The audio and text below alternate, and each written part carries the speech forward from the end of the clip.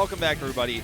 L5 is one win away from going 9-0 in their opening 3 matches here in our first weekend of HGC Korea. Doesn't seem to be Raven. It doesn't seem that Raven will be the team to stop their streak. Not today, but so far against an opponent that can actually out-rotate and have some strategies that works against L5 at the beginning of the game. They look pretty good, but after a while as a game like progresses after level 10, especially after level 13, they're losing it a little bit by little bit, and it keeps on happening. Maybe in game 3 they can focus a little bit more after getting some fresh air, some drinks. Who knows? Let's see. Well, going into our third map, it will be Infernal Shrines. It'll be the map choice of L5, as Raven will continue to take that first pick. So, I want to say this is the map that Falstad is not as important on, but they need to take Falstad away from Nitrogen. I really still and truly believe that even on this map, it's not, you know, a huge map. It's not Cursed Hollow. It's not Sky Temple. It's not Dragonshire. It's not like the Falstad map, but it's so. I mean, he's just so good on the hero, and I think that's something to look forward to in this draft. If they allow L5 to have Falstad again and get punished by it again, the results would just simply speak for themselves as we go into this draft. And as you watch HGC Korea or any other regions, you see the importance of having this wide hero pool. If you can only play 6 heroes out of the 62 and go into a hero league, that's going to be tough. Let's say if you're like the 5th pick and then you're forced into a situation where you have to pick a support, and only support you can play Uther. And then if you pick Uther, the moment you pick Uther, your chat's gonna be on fire. So basically, I want to tell you the importance of having a big hero pool. It also comes out in the draft of the pros. Really, it shows from L5. See, even Raven, they are, after a break, they should have been talking on this during the break. I know they maybe want to use more time, but L5, and especially on this map, there is also Kerrigan and Diablo. There's just so many things to ban. Then, with lack of information they have against L5, it's gonna make every single draft super tough when the opponent just has a super wide range of hero pool. There's a chance that we see a Falstad ban here. L5 is considering it. They can absolutely just do the standard Zarya ban. Either way, I'm pretty sure that Raven will be glad, or L5 will be glad to allow them the Zeratul that they had it in the last set. If Raven picks Zeratul first here again, I think it's a mistake. Hamlin will have to play a much better game this game than he did in the previous game if this Zeratul pick is to work. You can see a shot of him there on camera right now, but this allows L5 to, if they choose to, get Malfurion and Falstad, but or more even importantly, Kerrigan. more importantly, Kerrigan is available here. I feel like yes, Zeratul is quite strong, but it's just not warranted in this case. And I think that this is going to come back to bite Raven in game 3. Well, they made their choice, and Hamlin did try his best. Like, he literally tried his best to take down even one at the back line, but he failed to do so many times. He died trying many times. Maybe this game is the game where he can come back and maybe start to fight like 4v5, and maybe with that Void Prison they can go into Diablo as we saw in match number 1. They can have some CC chain. Well, we'll see. I mean, certainly anything is possible, and I don't think the Zeratul could have been less effective, so I think we're going up no matter what. But in this next rotation, they have the ability to grab Falstad because L5 did take Kerrigan instead for that map choice. And I just, okay, Rag and Falstad too, maybe? Even a Diablo will be fine. Diablo is also fine, but they're going to take Varian instead. You know, the thing is, they don't even necessarily want Falstad. They may want L5 to take it because Hamlin is looking for the picks on Nitrogen here.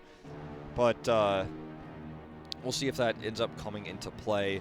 As now L5 has the ban in their hands. They may just ban a support again. They may ban the Karazim. and go down that path. We're not going to be seeing Diablo anymore with both Ragnaros and Varian on the field.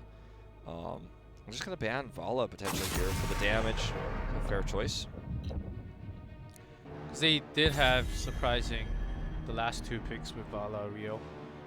But Raven, L5 is really smart on the drafting because they do pick whatever is needed, but they don't actually show 100% of what they're actually trying to build.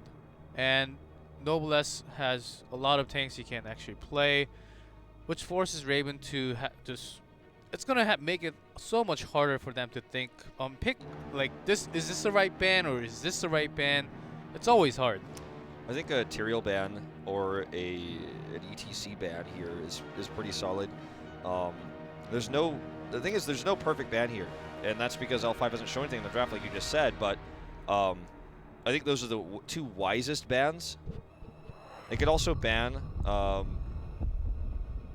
realistically, I don't think I was going to say some sort of range damage, but I don't think so. I'm going to ban Diablo. That's a reasonable ban too. You know, we're definitely not seeing it on Raven's side here, but absolutely L5 could have picked up with the Kerrigan. They're going to take both range damages away here. We're not going to see Falstad on the side of L5. They're not even interested with Zeratul already picked. My L5's draft looks scary, and they can just finish that with Johanna or any other tanks that Noblesse wishes to play. And Raven, they can take ETC, still available. Tyrael, solo tank Tyrael, not even out of the question here with this. And I worry Raven. We're going to finally get to see Jung on a carry hero here, the melee carry. We'll see. I think Rehgar is also an okay choice. There are just a lot. They still have Gul'dan available for the wave clear. Gul'dan is not a bad choice at all. And I think that's where we're headed here. And where Kerrigan just tries to jump in, you can just horrify her and then make her just isolate from the entire team. Maybe that's the way you want to go. We could see Kael'thas here too. I know he's not really in the meta, quote unquote, but he would not be a terrible choice given the situation. Kharazim and Gul'dan does make it through this time. So we're going to be seeing him. And the last pick here for L5, likely to either be the Tyrael or the ETC. I would like to see Johanna against the Varian, of course, getting unstoppable, and also, I think giving blind to Kharazim actually works a lot. And but ETC was going for Noblesse. Okay, ETC, the choice here. A solid comp all around for L5. Raven, they're going to need to make Hamlin a god. Hamlin will have to play perfectly. They've got 3 melees, single, solo, ranged mage damage coming out with Gul'dan. L5, I think, has the better comp, but if Hamlin plays much better here in this third game, maybe they could turn around. Will L5 take this series 3-0, or Raven Mountain to come back? We're going to find out right now on this third map, Infernal Shrines.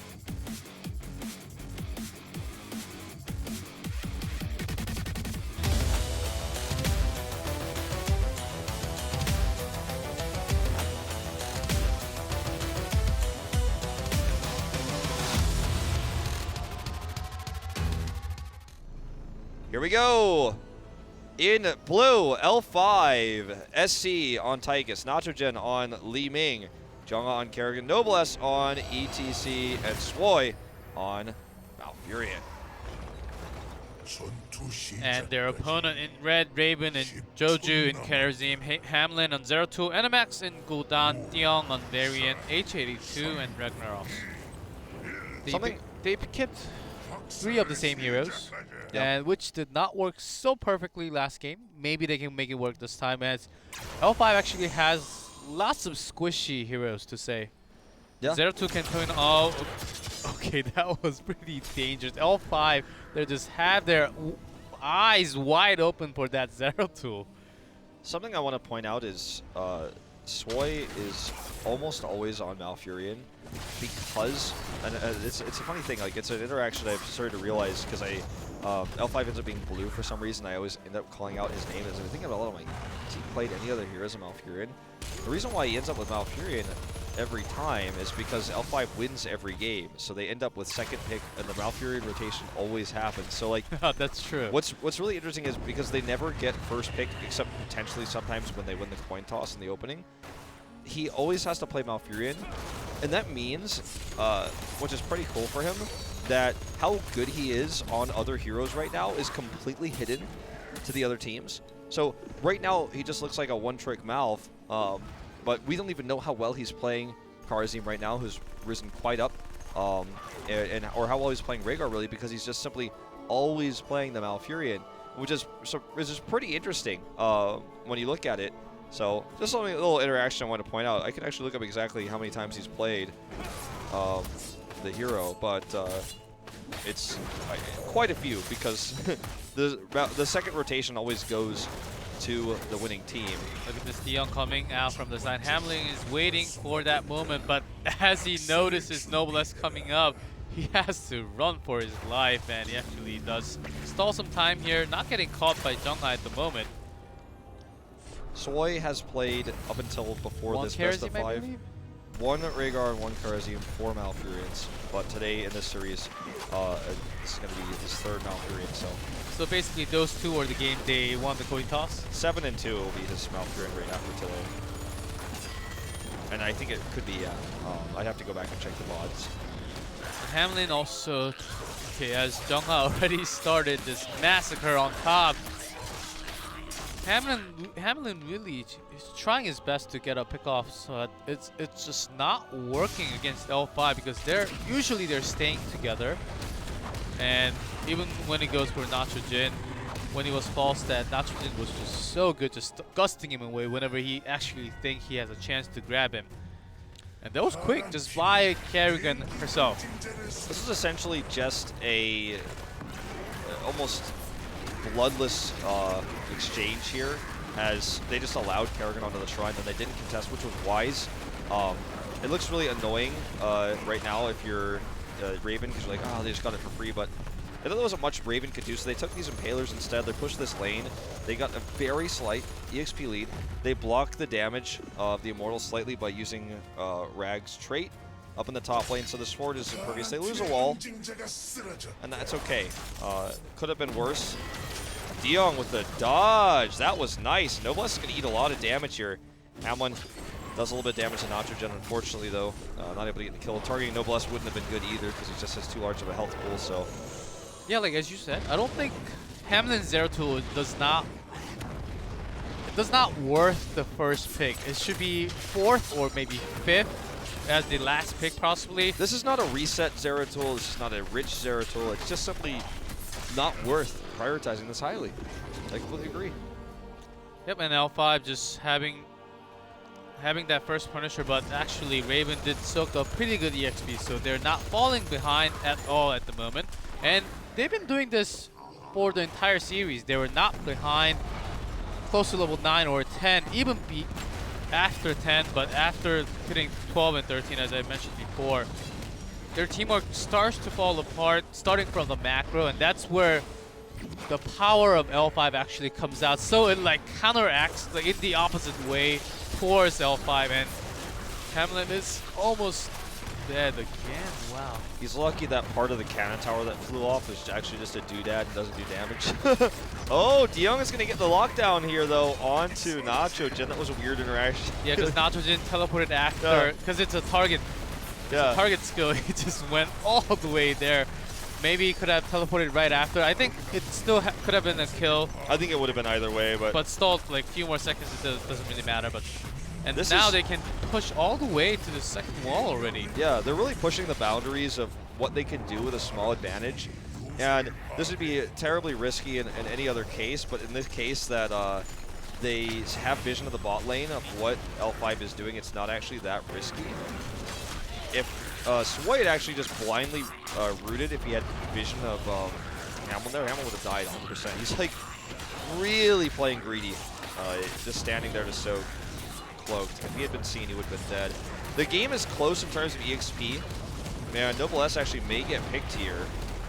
Did he actually use Power Slide? I guess yes, he does. And then there he goes. And it's even 7-sided strike chosen, but not really effective against him. gets the pick, and Hamlin comes up, and now it is Jungha in danger zone, but he gets one more and just finishes the Punisher. There you go. So 2 deaths here for L5, but they are going to have this objective. They already got the bot fort. Now this mid fort push is going to be quite strong, as you know, Jungha's going to respawn in 10 seconds here and come over. H82 again, nullifying this push with the Ragnaros right now. So as you can see, the Punisher is just going to occupy himself and killing this cannon tower. But now that Jungha has respawn, they need to be careful. Hamlin is rotating down. He has Void Prison, and there is a taunt available as well. So this is a fight that Raven can absolutely win. But he gets spotted right away with that drone. Those placements are also very useful.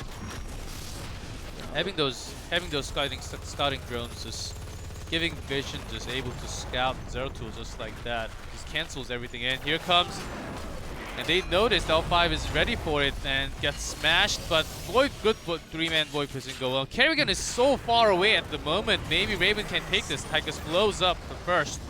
Yep, Jungha is coming down. There's the stun onto Hamlin, though. And that's a kill. Again, overextending. No reason to try to go for that pick there with all the CC that L5 has. Now this fight can get turned around. Jungha gets the reset on the minion, gets 2 jumps here. Diyoung with the taunt. They do have Horrify this time, so Jungha will go down. Looks like Nitrogen will be able to start to get some resets, though. No, Joju denies him. With resets, it would be a totally different fight. Ends up being an even exchange here yet again. So close call, and Raven takes an EXP lead. This actually looks like a game that Raven may able to take away from L5 finally. If they had Let's Horrify, it was 8 seconds away when the Void Prison was going down. If they had Horrify there, Raven would have destroyed that fight. It was a good Void Prison. That's what Hamlin has been doing well. These Void Prisons. And Noblesse does have Mosh available. I think he was looking for that angle. He was being a little bit too passive, and then I thought, what's going on? Now we see it. He picked Mosh instead of Stage Dive, and this is one of the maps they are forced into Shrine. So going into a big Mosh is like you have a higher chance of getting into a big Mosh. It's also not it's not a huge map either, which is why Falstad is not prioritized really as much in this draft. So that's something to keep in mind here as well. All right, Shrine already controlled position-wise by L5. Look at Noblesse here. Just going to use a face melt to slow this down. Everybody rotates in. Raven gets on it first, though. Where is Jungha? He's actually clearing this wave. They don't have 13, so they wanted to get one more wave of minions before they actually go in. Hamlin's position here is really good this time. Actually just trying to make sure no one can get to this bot lane to get that EXP. They're going to fight without 13 regardless, though. They're committing. Let's see if Noblesse can have a big Mosh, or if not. Okay, Kerrigan gets cleansed right there, and Noblesse looking for the angle to come in, but gets horrified, but gets Nitrogen getting some resets, putting off that damage. 7-sided strike does take out Noblesse, and now this is Raven's in favor. Yep, Raven wins this fight. They have a positive exchange right now. H82 is very low, though, and Odin is still active. H82 just needs to leave. In fact, well, they win this fight, though. I'm surprised they're just going to give control away. They still win the fight, but H82 just needed to back off there. Well, down a member, and L5 is going to take this. And Nitrogen did have some mana available. I think that was one of the biggest thing. And having Tychus and Leeming, the burst damage they can put out is actually pretty big. Hamlin just trying to juke and actually catches his own member in that Void Prison. Also, that may actually give him, and actually Joju takes him out. H82 with a huge Molten Core here to actually get that done. Well timed, actually. Good coordination here by H82, but there's a root onto Hamlin. You see the combo attempt here by Jungha. He gets a lot of CC done, but no picks. They do secure this Punisher, which is quite huge, because if one of these members gets stunned by it, it might go down. Joju has nowhere to jump, and he goes down, and now Jungha on the chase here, gets a reset mid-air, goes through a great Kerrigan play we're seeing right now. Diyoung is going to get caught here as well, and what started off great for Raven, L5 just outplayed them for that second team fight once Jungha came back. This is going to be a keep wall, and maybe more. Honestly thought Raven had their chance right there, but they have lost it already, and this Punisher, maybe this can be a very short game, and Jungha going all the way in. This Punisher still at 50% health. Very good, pull here on the Punisher. Now he's going to bug out because the keep isn't dead. He can't actually attack the core because it's invulnerable. So that's actually quite difficult to do, so props to H82 doing this. H82 in this game has basically been on keep and fort defense duty. Like, he's using his multi-core to defend, Yeah, that's and then right. in this case, he's like, all right, I got this. I'll pull him into the core, and he can't kill it because it's invincible. He didn't have his molten core because he used it to get that kill earlier after the Void Prison. But they saved the keep, all thanks to his pull there on that Punisher. Now L5 has the lead for once in this game. They had 16. Raven still needs some time to soak up some EXP for 16. And L5, this is their chance. Now they look super, like, every time we see the minimap, we can kind of see the flow of every single team, how they move, how they macro, right? And then L5 was kind of like stalling, but still keeping their cool, which shows that the reason why they're champions. And after taking this lead, they're just going all over. Absolutely. All right, look at Noblesse's position here. He has Mosh Pit. He's looking for a good angle. If he can get one or two, yeah, they can win the fight off of that alone. It's so important that they save the bot. Okay, look at what vision right now Raven has. Okay, they have vision just now, like right now, but the second that they were rotating up to this wave, they had no vision. H82 is in position where he could have been caught. Got to be careful about that. They get away with it this time. Okay, level 17 to 16 here. Even talent tiers. No keeps down. Raven absolutely still in position where they could win this game. They're significantly behind in terms of structures, but in terms of where they are in EXP, they have a window here. And this next shrine is going to be the important one.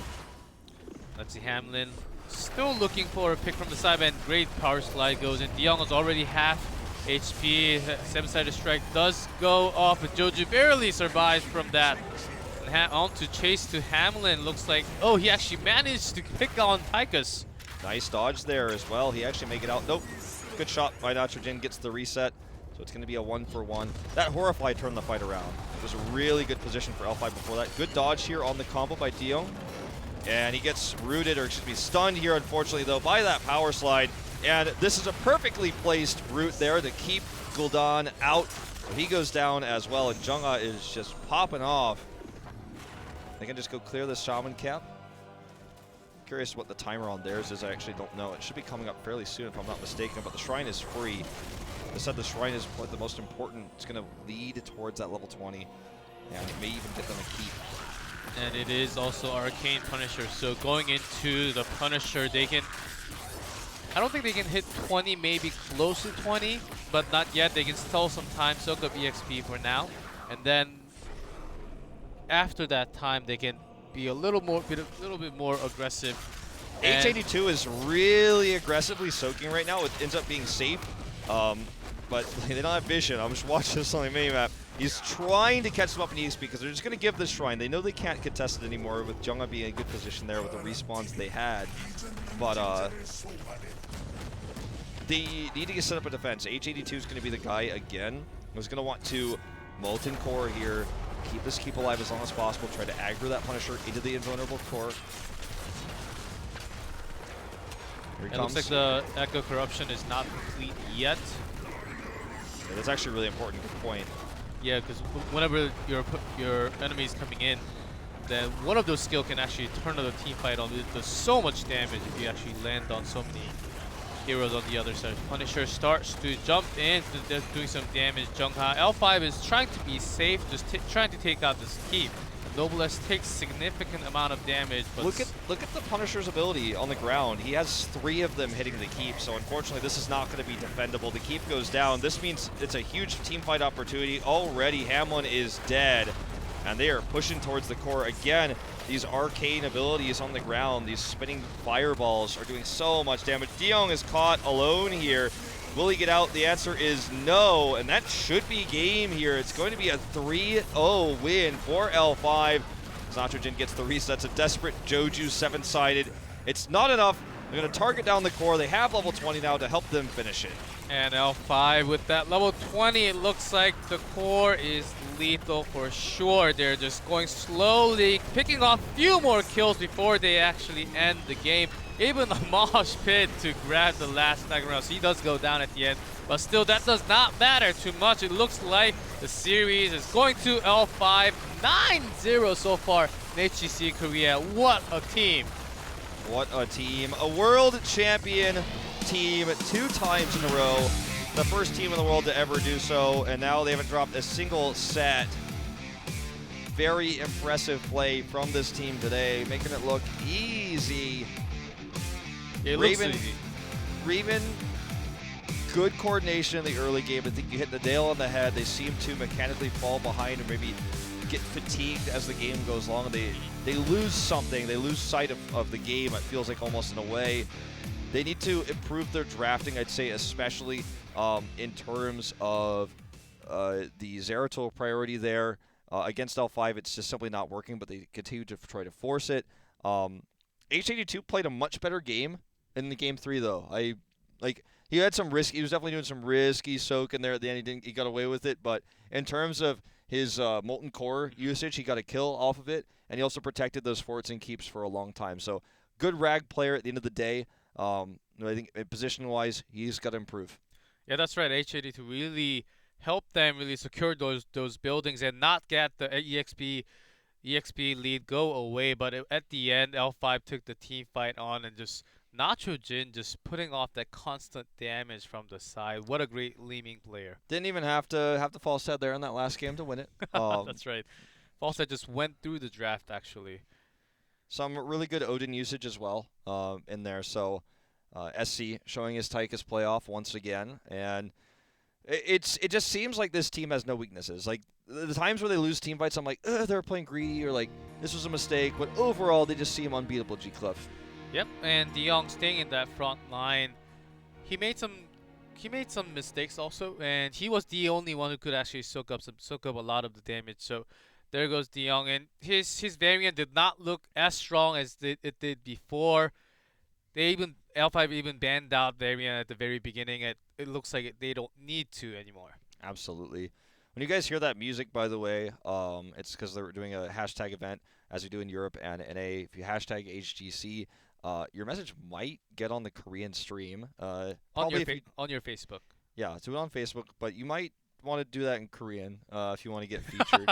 But yeah, use that hashtag. You might actually get prize. Yeah, you could. So yeah. Some skin codes and heroes if you don't have them too. Absolutely. But that's going to do it for us for this second best of 5. We got one more, and it's going to be the best one of the night tonight. So tell your friends. We'll be right back after a short commercial break. Well, not yet, because I did it, G-Clef. Well, I closed too soon. You did, but it's okay. We still have one more match. It has already been 4 hours and 42 minutes since the stream started. But there goes the music, and see you soon.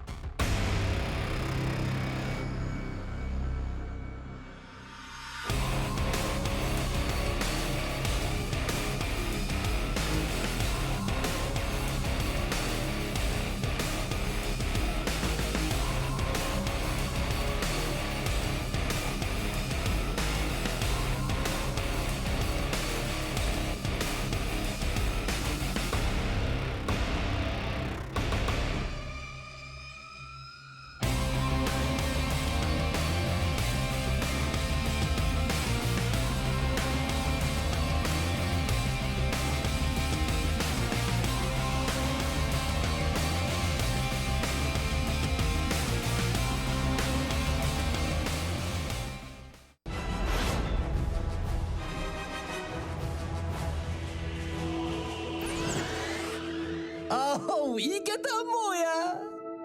하, 그럼 홍보 투어를 시작해볼까? 어우 예, 루시우 나가신다. 세대로 놀아보자.